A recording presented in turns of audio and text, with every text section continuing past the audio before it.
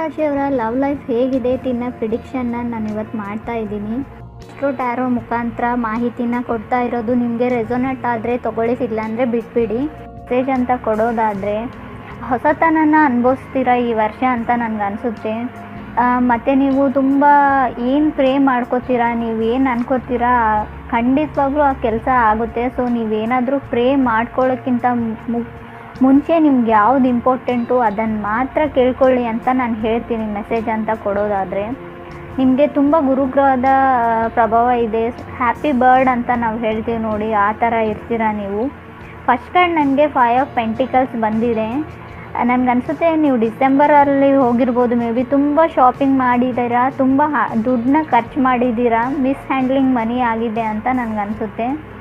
5 of pentacles ನಿಮಗೆ may be ನೀವು breakup ಆಗಿರೋ ರಿಲೇಷನ್ಶಿಪ್ ಕೂಡ ಇಲ್ಲಿ ರೀಪ್ರೆಸೆಂಟ್ ಮಾಡುತ್ತೆ. ಮೇ ಬಿ ನೀವು ಶಾಪಿಂಗ್ ಮಾಡಿಲ್ಲ ಅಂದರೆ ನೀವು ಹಳೆ ರಿಲೇಷನ್ಶಿಪ್ಪಿಂದ ಬ್ರೇಕಪ್ ಮಾಡಿಕೊಂಡು ಹೊರಗಡೆ ಬಂದಿರ್ಬೋದು. ಮೇ ಬಿ 2ರಲ್ಲಿ 1 ಆಗಿರುತ್ತೆ.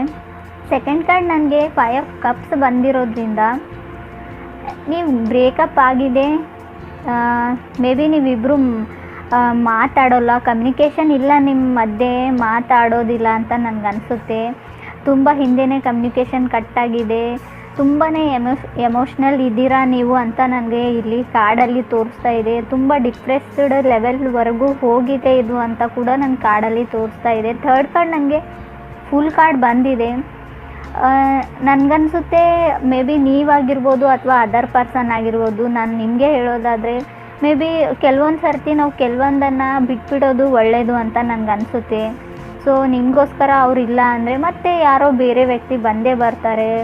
ಈ ರಿಲೇಷನ್ಶಿಪ್ಪನ್ನು ಬಿಟ್ಬಿಡೋದು ಒಳ್ಳೆಯದು, ಕೆಲವರಿಗೆ ಮಾತ್ರ ಅಂತ ನಾನು ಹೇಳ್ತೀನಿ. ಖಂಡಿತವಾಗ್ಲೂ ನ್ಯೂ ಪರ್ಸನ್ ಆಗಿರ್ಬೋದು ಅಥವಾ ಅದೇ ಸೇಮ್ ಪರ್ಸನ್ ಆಗಿರ್ಬೋದು, ಹಳೆಯ ಪರ್ಸನ್ನು ಖಂಡಿತವಾಗೂ ನಿಮ್ಮ ಲೈಫಲ್ಲಿ ಬರ್ತಾರೆ ಅಂತ ನನಗನ್ಸುತ್ತೆ. ಮತ್ತು ನಿಮಗೆ ಹೊಸದಾಗಿ ಈ ರಿಲೇಷನ್ಶಿಪ್ನ ಸ್ಟಾರ್ಟ್ ಮಾಡೋಕ್ಕೆ ಅಂತ ನಾನು ಹೇಳ್ತೀನಿ. ನನಗೆ 5th ಕಾರ್ಡ್ 6 ಆಫ್ ಸ್ವಾರ್ಡ್ಸ್ ಬಂದಿರೋದ್ರಿಂದ ನೀವು ಮೂಮೆಂಟ್ ಇದೆ ಲೈಫಲ್ಲಿ. ನೀವು ಟ್ರಾವೆಲ್ ಮಾಡ್ತಿದ್ರೆ ಈಸ್ಟಿಂದ ವೆಸ್ಟ್ಗೆ ಶಿಫ್ಟ್ ಆಗ್ತಿದ್ದೀರಾ. ಮೇ ಬಿ ನೀವು ಅಬ್ರಾಡ್ಗೆ ಮೂವ್ ಆಗ್ತಿದ್ದೀರಾ ಅಂತ ನನಗನ್ಸುತ್ತೆ. ಒಳ್ಳೆ ಕೆರಿಯರ್ಗೋಸ್ಕರ ವಿದೇಶ ಪ್ರಯಾಣ ಕೂಡ ತೋರಿಸ್ತಾ ಇದೆ. ಆಪರ್ಚುನಿಟಿ ಸಿಕ್ಕಿದೆ ನಿಮಗೆ. ಸೊ ಅದರಿಂದ ನೀವು ರೀಲೊಕೇಟ್ ಆಗ್ತಾ ಇದ್ದೀರಾ. 6th ಕಾರ್ಡ್ ನನಗೆ 3 ಆಫ್ ಸ್ವಾರ್ಡ್ಸ್ ಬಂದಿರೋದ್ರಿಂದ ಮೇ ಬಿ ನೀವಾಗಿರ್ಬೋದು ಅಥವಾ ಅದರ್ ಪರ್ಸನ್ ಆಗಿರ್ಬೋದು, ತುಂಬ ಡಿಫ್ರೆಸ್ ಲೆವೆಲಲ್ಲಿ ಇದ್ದೀರಾ ನೀವು. ತುಂಬ ಡಿಫ್ರೆಸ್ ಅಂತ ನಂಗೆ ತೋರಿಸ್ತಾ ಇದೆ. ಸೊ ಹರ್ಟ್ ಆಗಿದೆ ಮತ್ತು ಏನು ಮಾಡಬೇಕು ಅಂತ ನಮ್ಗೆ ಗೊತ್ತಿಲ್ಲ. ನನ್ನ ಲೈಫಲ್ಲಿ ಹೀಗೆ ಆಗಿದೆ, ಯಾಕೆ ಈ ಥರ ಆಗ್ತಾಯಿದೆ ಅನ್ನೋದು ನೀವು ಕನ್ಫ್ಯೂಸ್ಡ್, ಏನೋ ನಿಮಗೆ ಅರ್ಥನೇ ಆಗ್ತಾಯಿಲ್ಲ. ಆ ಥರ ಸಿಚುವೇಶನ್ನಿಂದ ನೀವು ಬಂದಿದ್ದೀರಾ ಅಂತ ನಂಗೆ ತೋರಿಸ್ತಾ ಇದೆ. 3 ಆಫ್ ಸ್ವಾರ್ಡ್ಸ್ ಬಂದಿರೋದ್ರಿಂದ 7 ಆಫ್ ಸ್ಪೀಡ್ಸ್ ಕೂಡ ಬಂದಿದೆ ನನಗೆ 7th ಕಾರ್ಡು. ಇದು ನೀವಂತ ನಾನು ಹೇಳ್ತೀನಿ.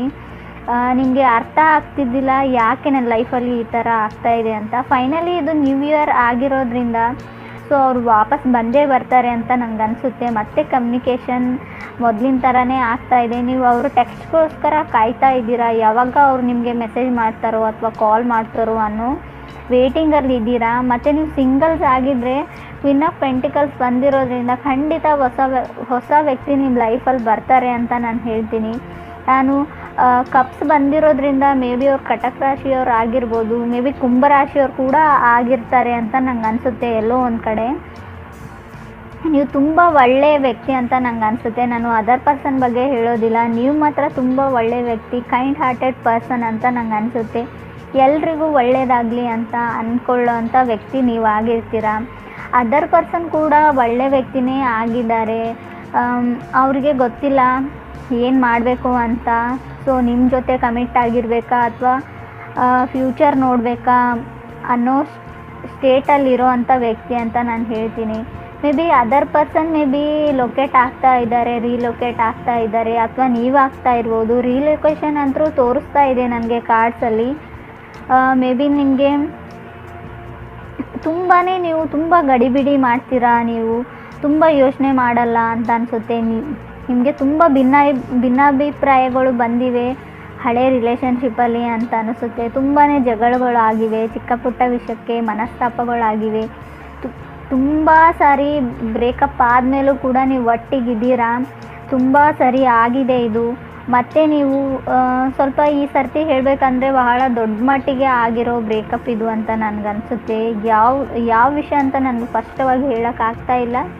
ಮೇ ಬಿ ನಾನು ಮಂತ್ಲಿ ಅಪ್ಡೇಟ್ ಮಾಡುವಾಗ ಖಂಡಿತ ಇದ್ರ ಬಗ್ಗೆ ನಾನು ಹೇಳ್ತೀನಿ ಅಂತ ಹೇಳ್ತೀನಿ. ನಿಮ್ಮೆಲ್ರಿಗೂ ಒಳ್ಳೆಯದಾಗಲಿ ಅಂತ ನಾನು ಹಾರೈಸ್ತಾ, ನಿಮಗೆ ನನ್ನ ಮಾಹಿತಿ ಇಷ್ಟ ಆಗಿದ್ದರೆ ನನ್ನ ಚಾನಲ್ಗೆ ಸಬ್ಸ್ಕ್ರೈಬ್ ಮಾಡಿ.